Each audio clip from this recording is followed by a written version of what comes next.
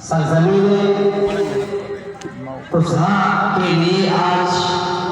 22 لوگوں کو ان کی تشنگی بجھانے کے لیے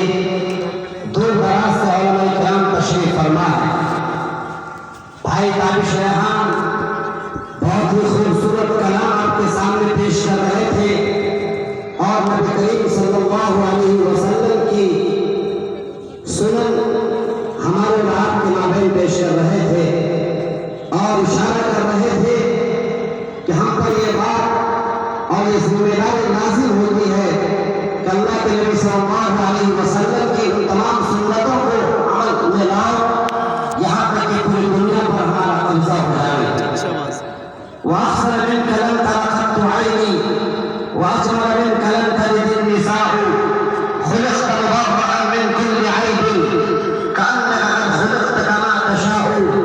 فَإِنَّ أَبِي وَوَالِدَهُ وَعِرْضِي لِعِرْضِ الْحَرَّةِ مِنْكُمْ لِقَاءُ۔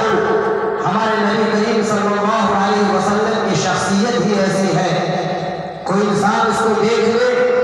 تو مسحور ہو جائے۔ زمانے میں ایسے نبی کو یا ایسے خاتون کسی خاتون نے ایسے نبی کو جانا نہیں، اتنے حسین تھے،